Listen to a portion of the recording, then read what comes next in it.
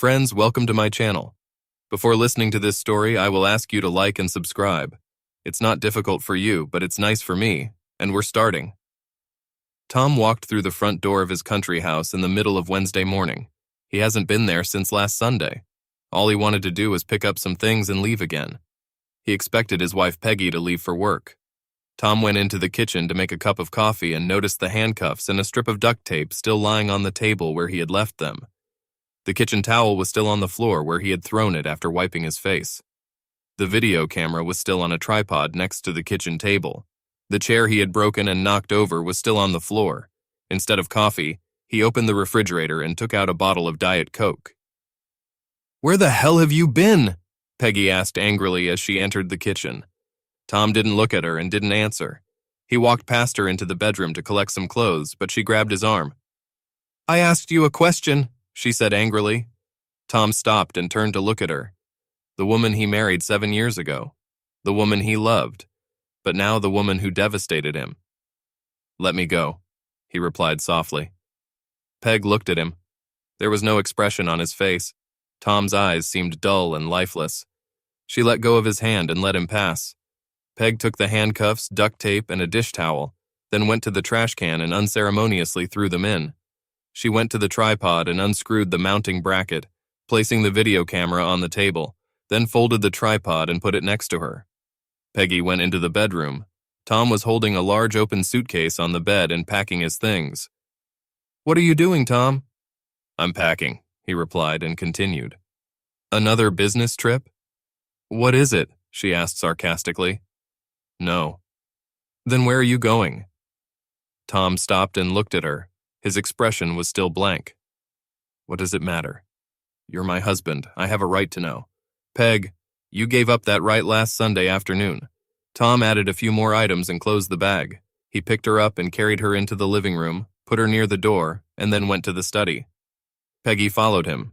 He put some papers from the table into his briefcase and closed it, then packed his laptop and power cord into a computer bag. Tom went to the kitchen table and picked up a video camera. He opened it, finding that the SD card was still in place. "Is that what you wrote down on Sunday?" Peggy smiled. "A souvenir of your reckoning." "Very thoughtful. Thank you." Tom remained impassive.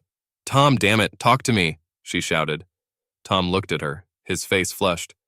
"What did you do to me?" "Why are you leaving?" "What is it?" she asked.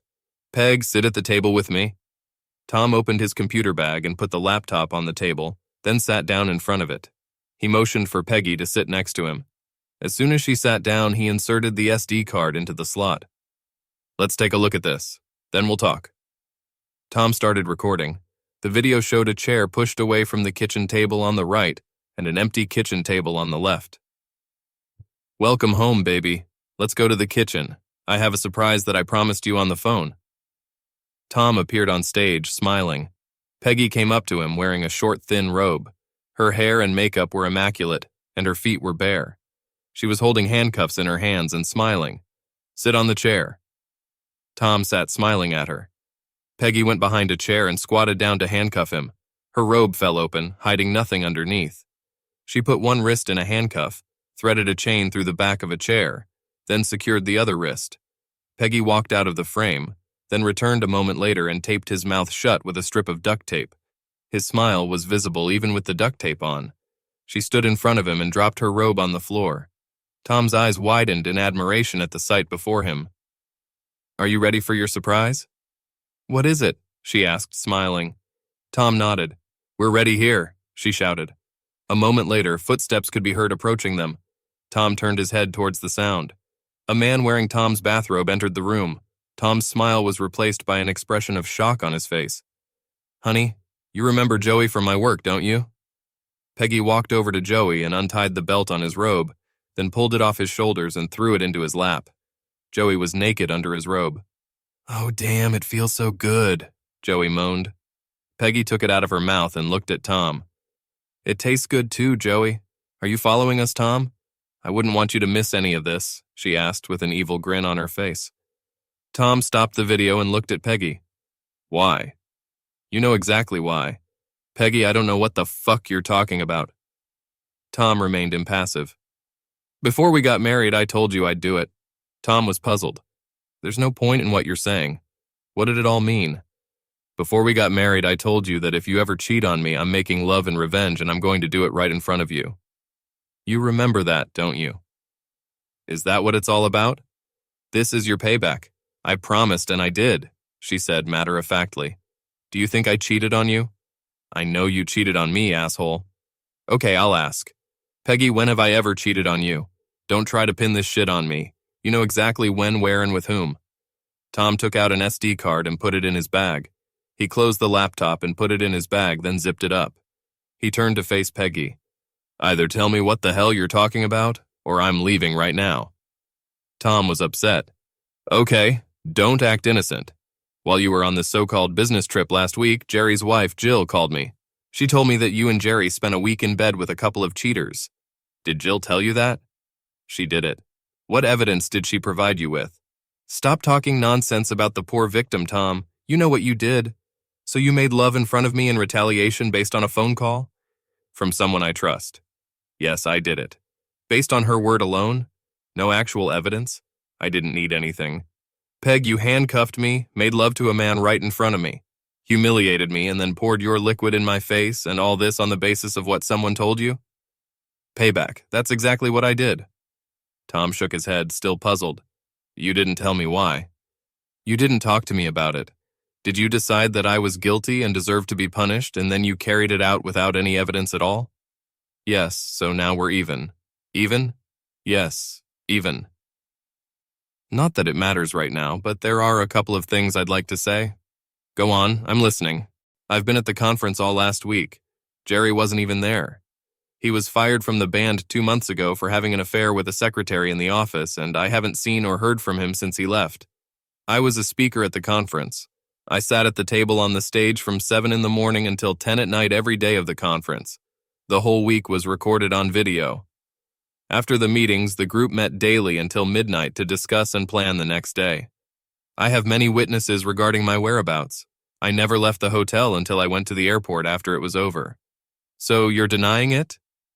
Completely. I don't believe you. Obviously. I have proof of where I've been and what I've been doing all this time. And you really have a phone call from someone who wasn't even there as proof. In my opinion, this is a pretty lousy case. But I believe her.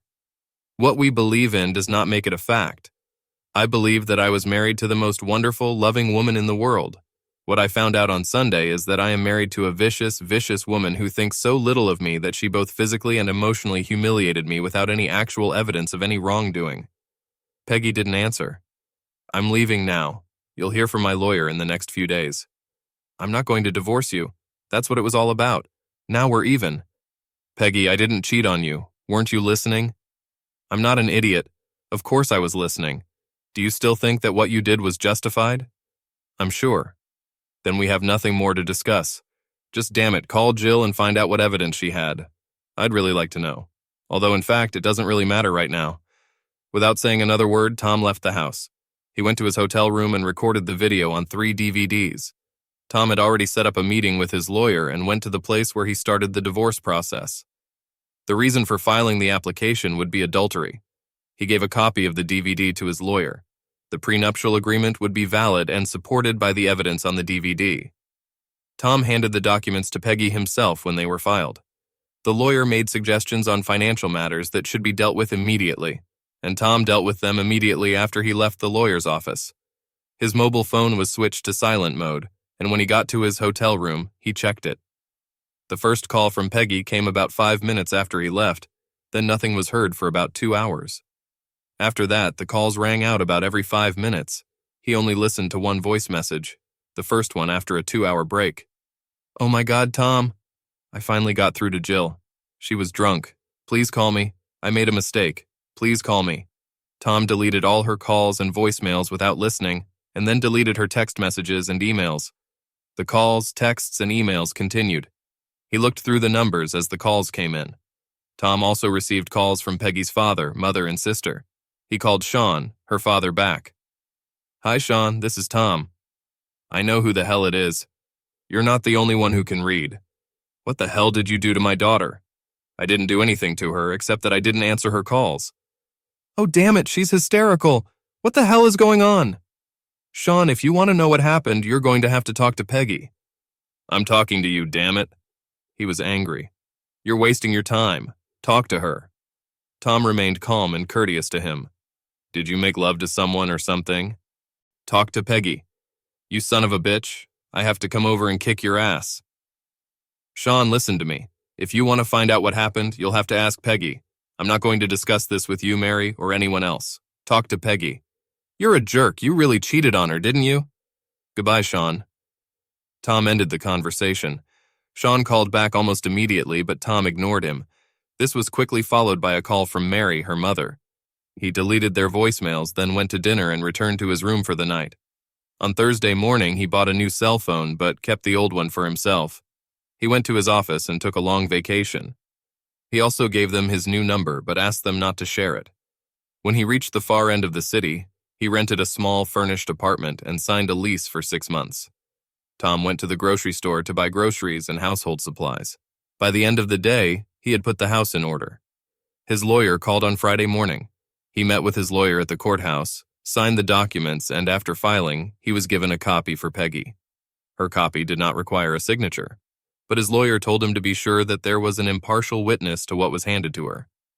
Tom called Peggy and they agreed to meet for lunch at a restaurant they frequented. When Peggy arrived, Tom was already waiting for her at a quiet table at the back of the room. She was dressed and embellished to the nines. Peggy looked good. When she came over, he stood up. Peggy hugged him, and when she tried to kiss him, he offered only his cheek. It wasn't what Peggy had hoped for, and it was obvious from the look on her face. She sat down at the table facing him. Tom, I made a mistake. I want us to put this behind us and move forward. I agree. It's time to move forward.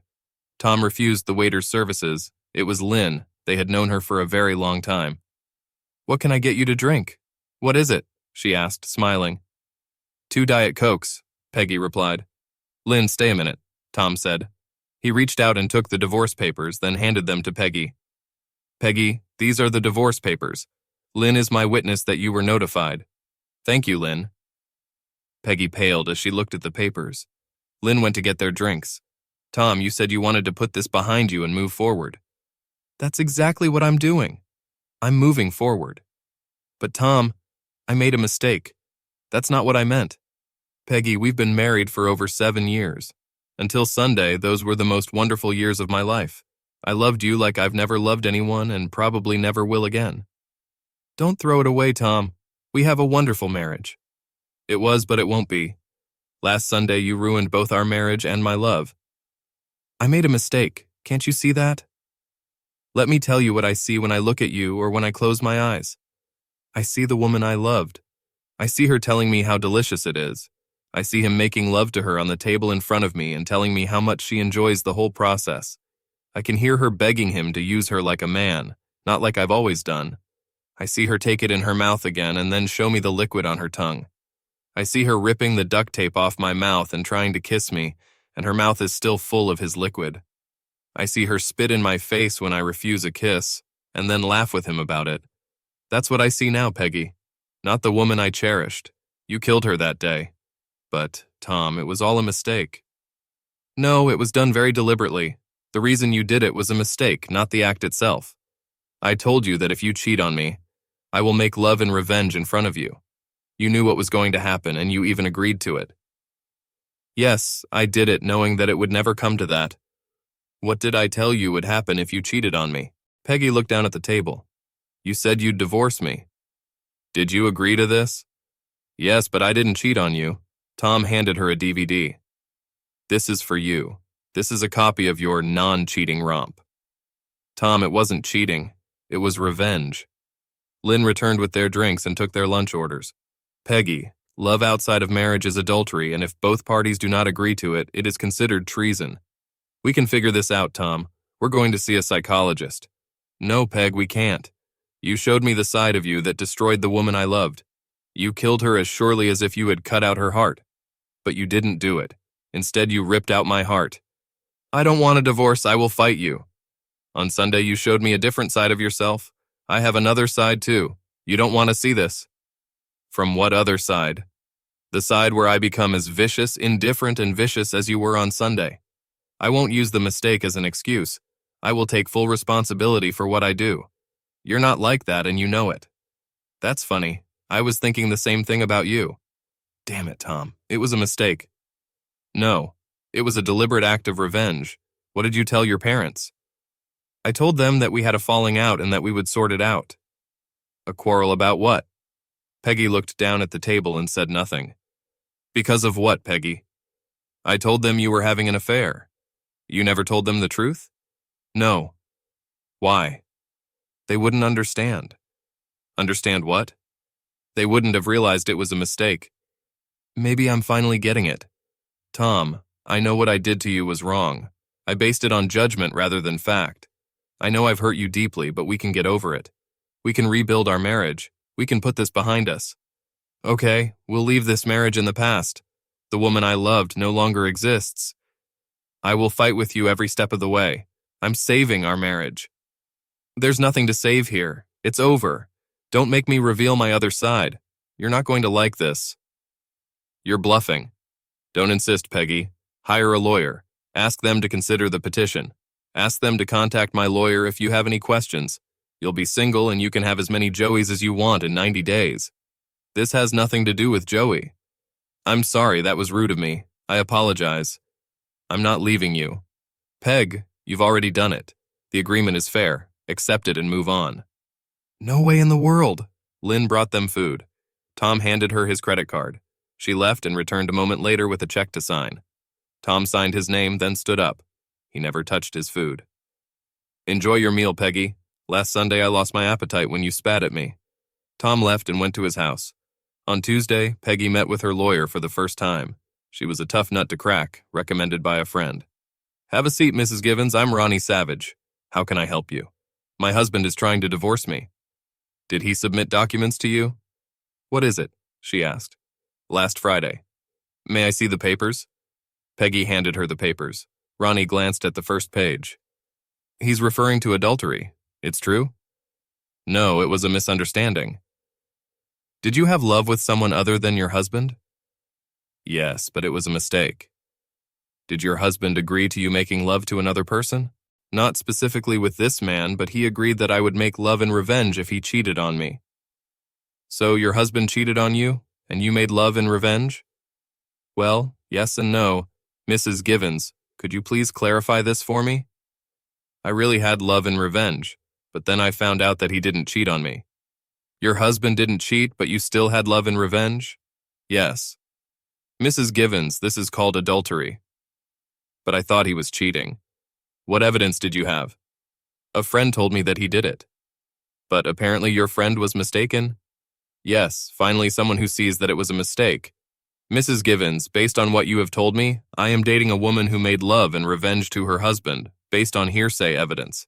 Does he have proof that you had love with another person? Yes, I handcuffed him to a chair and made him watch. Then it's his word against yours. Is there any real evidence? I recorded it all on video. Do you have a copy of this video?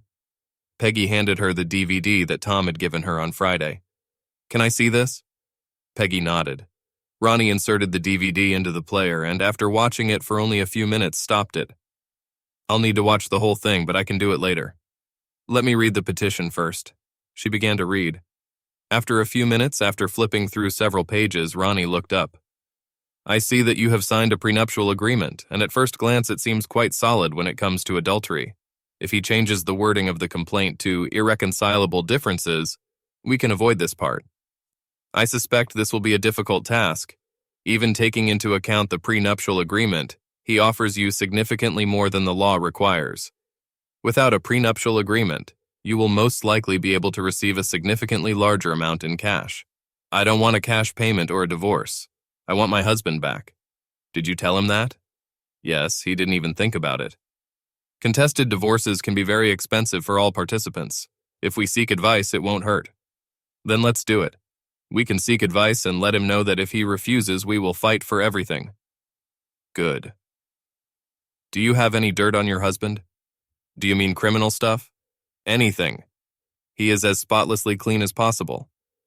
Has he ever beaten you or threatened you? He never even raised his voice at me. I will deal with the paperwork very carefully. watch the video, and contact you in a day or two. Does he have a copy of this DVD? Peggy nodded. It was Wednesday when Ronnie called her. Mrs. Givens, it's got a pretty solid hull. The video you recorded is very destructive and you don't want any judge to see it. Let's start with what we discussed. We will offer 6-week family counseling. No matter what it takes, I want my husband back. 2 days later, Tom's lawyer called him and asked him to come in. That afternoon, he went to the office. Tom, they've requested a 6-week couples counseling session. And if I refuse, they will do everything possible to compete with us. I'm against it. What do you think? She hired Ronnie Savage. She's one of the best. Better than you? I'm the best one. Are you ready to fight? With teeth and nails if necessary. Then let's just say no and see what happens. Keep me informed. That evening, Tom called Peggy. Peggy, I refuse to consult. I told you that if you argue with me about this, you'll see another side of me that you won't like. Why are you acting like this? Just stop this crazy divorce and come home. Peg, that's not going to happen. This is your last chance to get off easy. I won't call you anymore. I'm fighting you, Tom. I don't want a divorce. Have it your way. Tom ended the conversation. The following Monday, Peggy filed a counterclaim. Irreconcilable differences served as the basis. She asked for everything. 2 days later, the local school board and the school where Peggy worked were handed documents about violations of the relationship between their 2 married teachers, Peggy Givens and Joseph Carr. The package was accompanied by graphic photographs of 2 people making love. An emergency meeting of the school board was called behind closed doors, and both were fired on the same day. On the same day, Joey's wife received a DVD in the mail with the names and phone numbers of those who starred in the video. She called Tom after watching the video. Hello, this is Tom Givens. This is Tammy Carr, Joey's wife. Did you send me this DVD? Yes, ma'am. I'm sorry, but I thought you had a right to know. When was this done? A week ago on Sunday at my house. Is that you sitting in the chair? Yes. And the video is real? Completely. It is not mounted. Is this woman your wife? At the moment, I filed for divorce. That's all I needed to know. I'm sorry to bother you. Tammy hung up the phone. Tammy's next call was to the divorce lawyer. The next day, Joey called Peggy and reprimanded her for exposing him with her act of revenge, and it cost him his job and possibly his marriage. Even after losing her job and Joey's call, Peggy didn't give up. When another week had passed and there was no word from Tom from his lawyer, Tom took his next step. Peggy's parents and sister received a copy of the DVD in the mail. After a very short introduction to the video, they started asking Peggy questions and telling her off. Tom's old phone rang. He answered her sister's call. How could you, Tom? Peggy loves you. Mandy, she has a weird way of showing it. For God's sake, it was revenge love. So she still hasn't told you the truth? What the hell is the truth? Mandy, I didn't have an affair. She got a call from a friend who said I did it. She took it as the truth and without any evidence. Was this her revenge? Tom, Peggy's not that stupid. Okay, ask her yourself.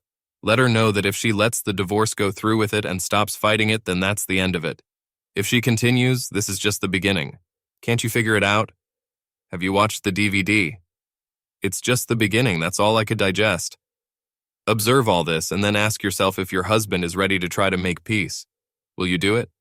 I will, but I still think you should at least try to figure this out. Mandy, you've known me since we were kids. You know I'm not a bad guy. Watch the DVD. Okay, I'll do that. Mandy hung up the phone. About an hour later, she called back. Oh, Tom, I'm so sorry. I understand now, but I still need to talk to Peggy. Let her know that if she stops fighting the divorce, then this will end. If she fights with me, it will only get worse. I'll tell her. Mandy went to see Peggy in person, and after receiving confirmation that Tom was telling the truth, relayed his warning. Peggy was adamant in her refusal. Mandy then went and told her parents about what Peggy had done, and how Tom had insisted that she drop the counterclaim. Peggy's parents visited her that evening and received copies of both documents. Sean had a family friend who was a lawyer who checked the documents and the prenuptial agreement. His recommendation was that Peggy do exactly what Tom said and quietly take the case to the divorce court. Peggy still refused to give in. After another week, without receiving a word from his lawyer, Tom took the next step.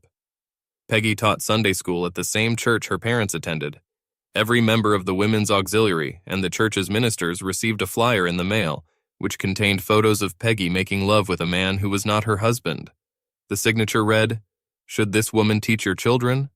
On Sunday, Peggy's parents were treated more like lepers than parishioners. After the service, the pastor took them aside for a private conversation and explained why. He also gave them a letter for Peggy, informing them that her services would no longer be needed or even welcomed. A copy of the leaflet was attached. When they gave it to Peggy, she cried, but still refused to drop her counterclaim. Peggy told her lawyer about what Tom had done. Telling and showing your family was not a crime. This was clearly seen on the DVD, where Peggy told Tom that she had made a record for him. Since it was his property, he could share it with any adult he wished. The flyers were sent anonymously, so without a thorough investigation, they could not be traced back to Tom. Ronnie recommended that she drop the counterclaim. Peggy's family begged her to stop it. Now it was affecting their lives. Sean called Tom and shared his concerns. Tom repeated his demand to Sean. Still, Peggy insisted. A few days later, Peggy's neighbors and all their friends received similar flyers signed only with Peggy's name and contact information. Peggy's phone and email exploded with unpleasant calls and messages. Trash was dumped on her car, driveway, and lawn. Tom waited another week before posting the message on her social media accounts. It all started with innuendos, then it came to photos with blackouts strategically placed in all the necessary places. A few days later, Peggy received an email from the site thanking her for the video. When a news crew showed up at her door, she finally called her lawyer and withdrew the counterclaim. She asked for a meeting between her and Tom. Tom agreed on the condition that it be done at his lawyer's office. They met a few days later. Peggy looked like a shadow of her old self. She had lost weight and, judging by her appearance, was also sleep-deprived. "Peggy," Tom said, sitting down at the table across from her. "I've dropped the counterclaim. You've won." "No, Peggy, I lost. I lost the woman I loved. I lost my marriage. I've lost everything that was important to me." "You really have a side that I've never seen." "I'm sorry you had to see this." "Tom, I do not know what to say. I can't show my face anywhere. I'll have to leave even to find a job. I can't stay here either. Everyone we knew treats me like a leper too. We both lost everything, didn't we?" "Yes, Peg, we did it." Tom's eyes were on the verge of tears. "I know it's too late now, but is there anything I can do to fix what I've done?" "Besides figuring out how to turn back time?" "Yes, except for that." "I don't think so, Peggy." Tom got up to leave. Peggy stood up and held out her arms for a final hug. Tears were streaming down her cheeks. Tom took a step towards her, then stopped. Tears streamed down his cheeks. "I can't, Peggy." He stood looking at her for a moment, then turned and headed for the door. When his hand touched the door handle, he turned back to her. "There was one thing that could help." "What, Tom?" "Just once, you could say I'm sorry, just once." Tom walked out of the office and out of her life. End.